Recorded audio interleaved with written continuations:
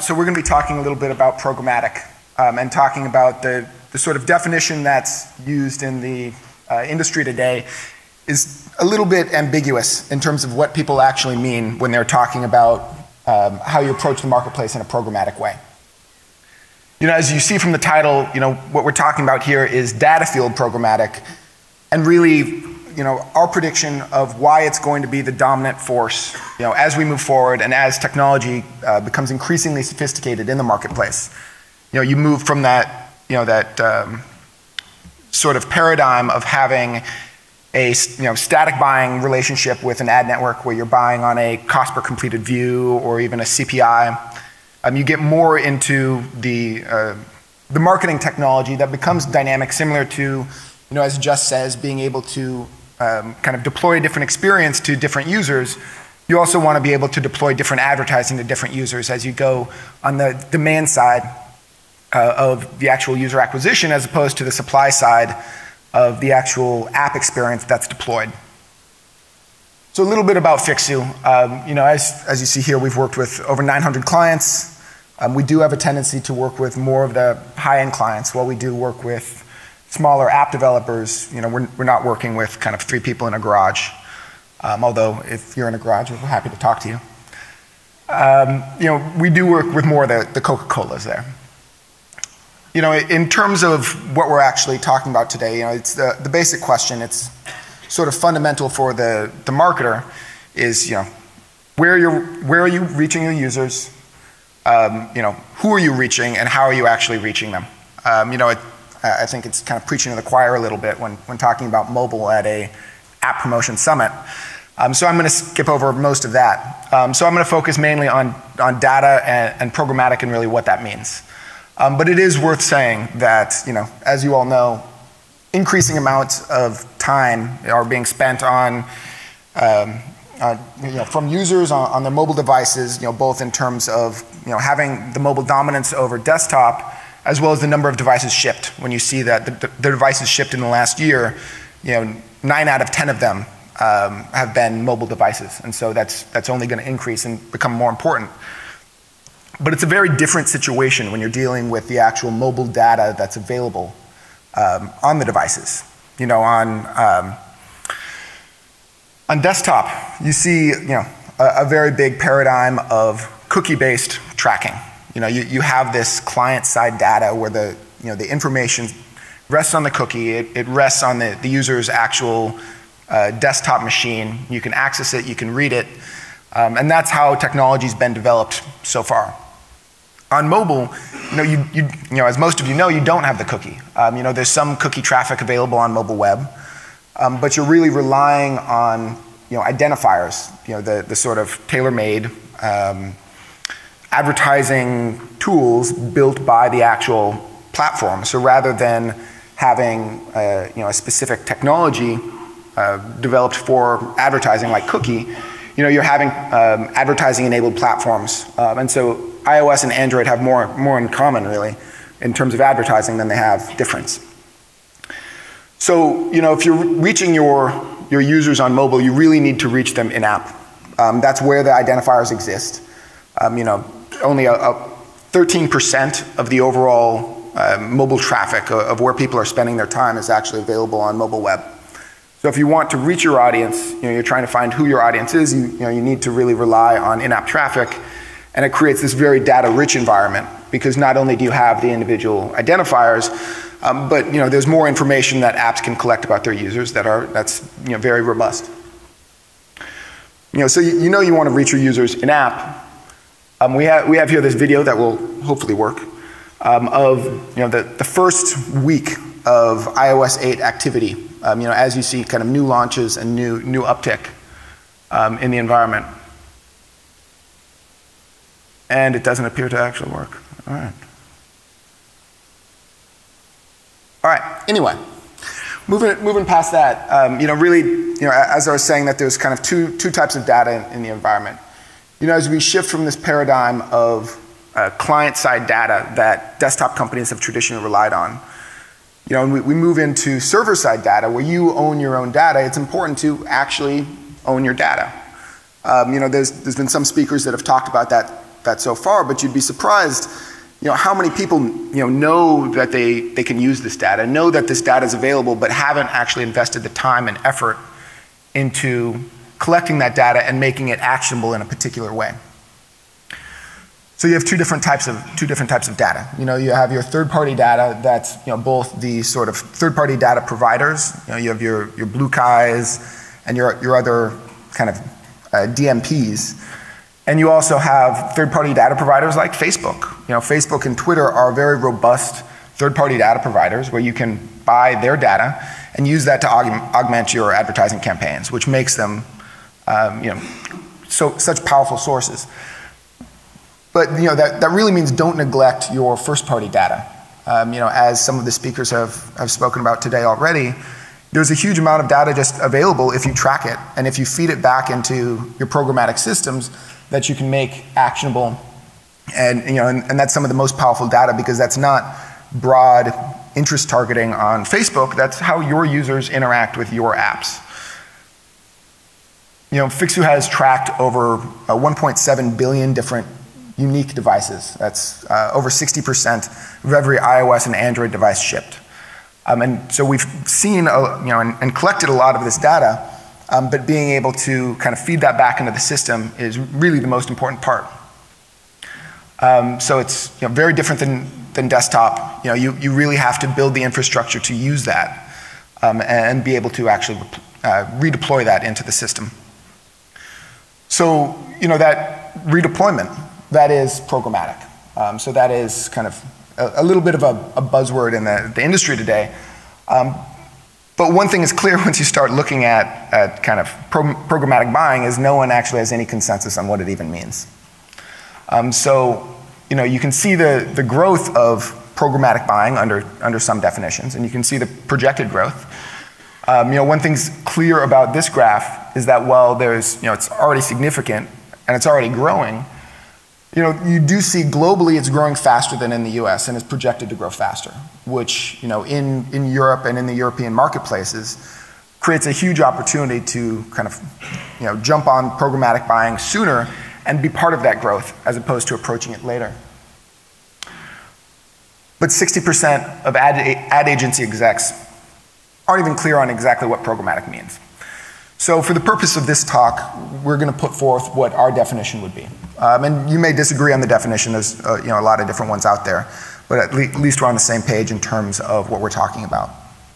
So programmatic buying is an automated process where you can make placement decisions, you have the ability to actually execute on those decisions, and the most important part is this closed loop feedback. Because if you're just going in and you're saying, okay, well, I'm buying in real-time bidding. You're buying real-time bidding, you're looking at an individual impression, you're making a decision, you're buying it, but if you don't feed back in an automated way what happened after you bought it, you're really just kind of a tube of traffic buying, and it doesn't have that true machine learning and that artificial intelligence to actually improve as it goes and make best leverage of that data. So the thing is that programmatic is most typically associated with real-time bidding. That is as we heard from Jamp, that is a very powerful tool. You're able to make individual buying decisions on an individual impression basis about everything you know about that user. But that's really not the extent of programmatic buying. By this definition, if you're having this sort of automated machine learning, there's a huge amount of sources out there that you can still programmatically buy that aren't real-time bidding. This is something that's just starting to be able to happen in the industry because the underlying infrastructure to allow it is just now being developed. Mobile as a source, it has the advantage of knowing where it needs to be because it's seen a lot of these things happen on desktop. But the fact is that it takes a lot of raw engineering time to actually get to that point. And just now, the industry is really getting to the point where it even can support that. You look at the APIs. So you see the APIs in Facebook and Twitter, both from measurement and ads API to redeploy those. Those really are the fundamental building blocks of programmatic. But the thing is, the amount of data the Facebooks and Twitter and other first party or third party for the buyer data holders in the industry have is pretty guaranteed to never be fully available in real-time bidding. For the simple reason that that is their proprietary owned data. The reason Facebook is a $200 billion company is not just the fact that they have a lot of users, it's that they know a lot about those users. And when you're buying in real-time bidding, you're just broadcasting that out to every advertiser that's buying in there. You're saying, I have this user, this impression, and this is everything I know about those users. What's it valued to you? How much do you want to buy it for? Well, they're not going to do that. That's giving away their data, giving away their, especially when they're going into the Facebook audience network to extend their data to other publishers.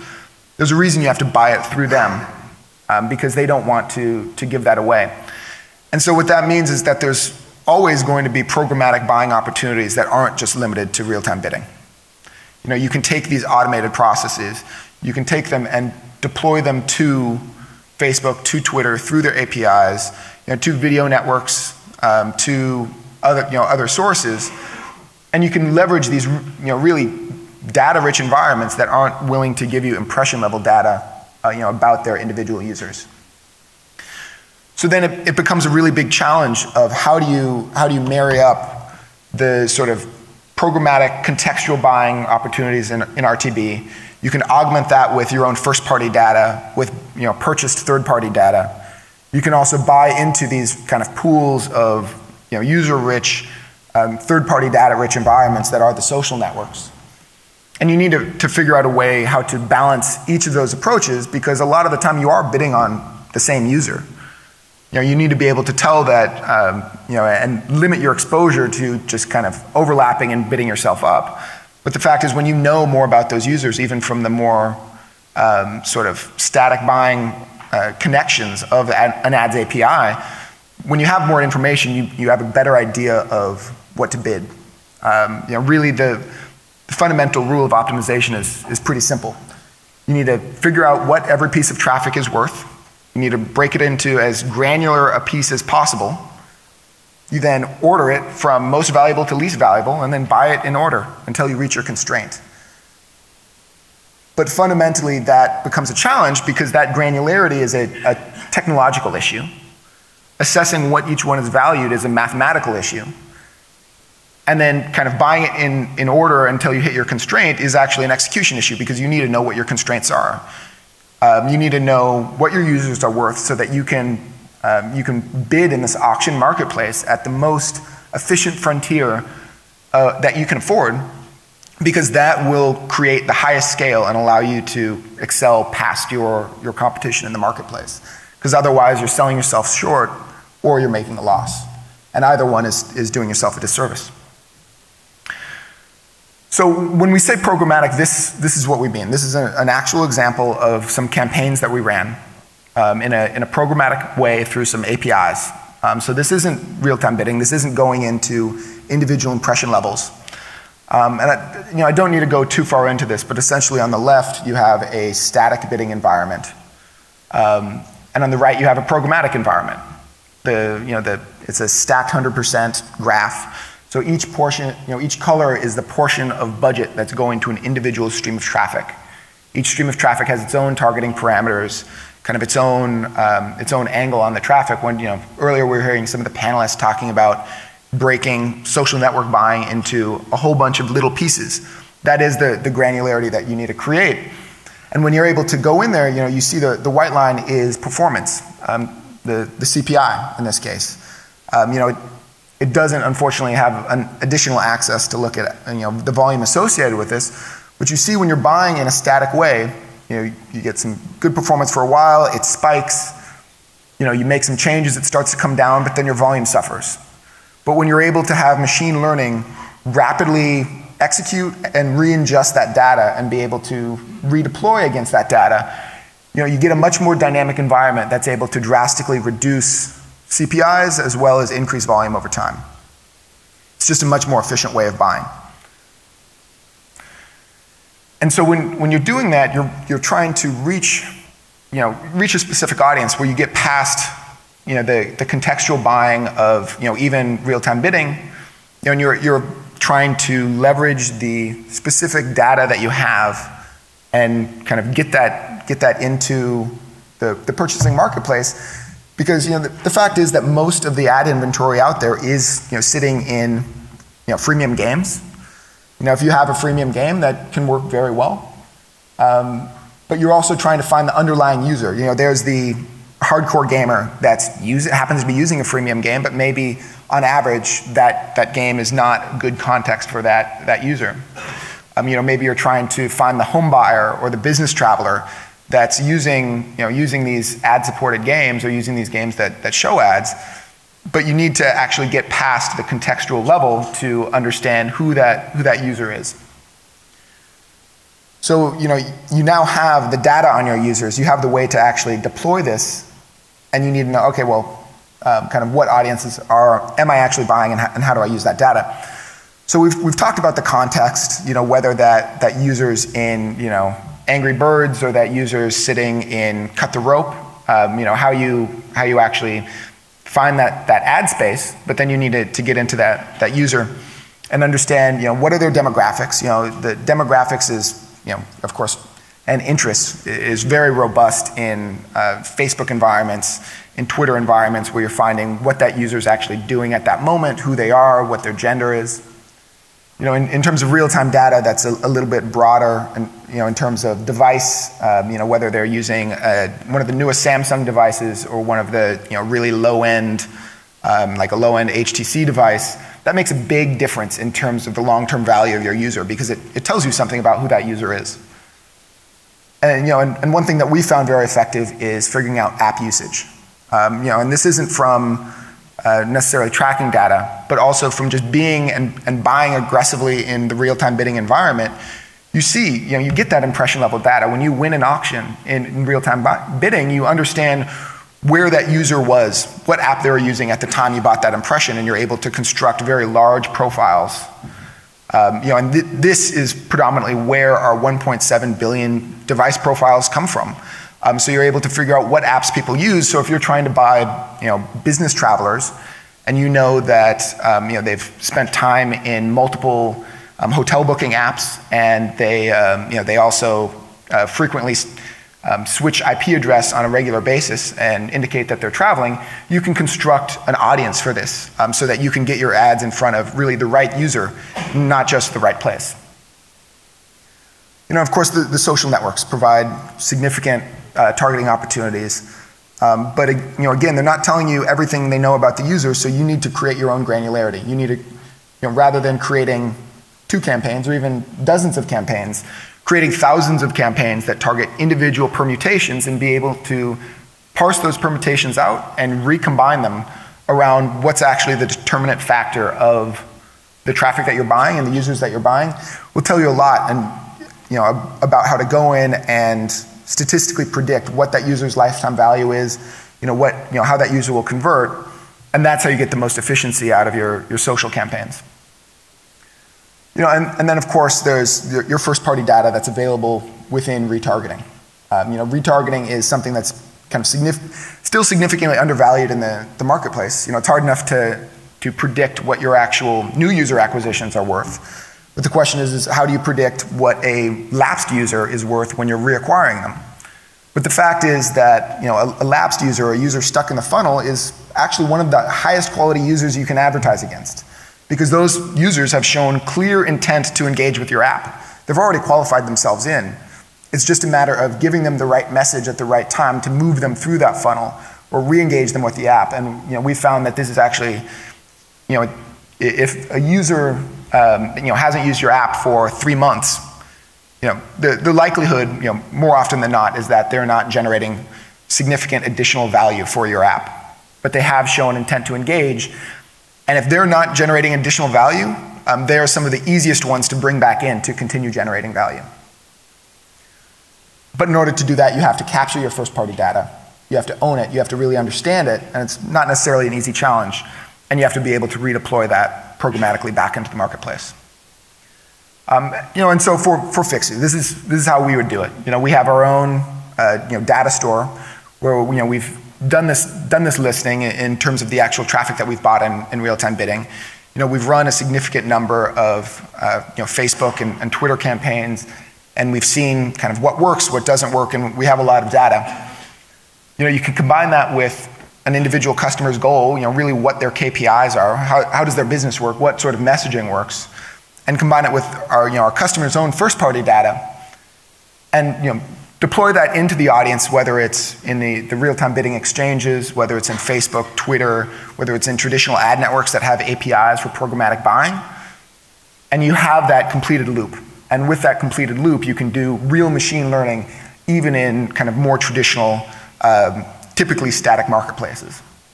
And that's how you get ultimately the best results and most insight from the actual advertising that you're doing. If you want to find out more about this, you can go to our website, of course, fixu.com/resources. We have a lot of white papers, and we're able to, hopefully provide some valuable feedback. While today has been a little bit more of an overview of the trends in the industry, there's a lot of kind of actionable insights, whether you're looking at cross-device targeting, re-engagement, or overall new user acquisition. That's it.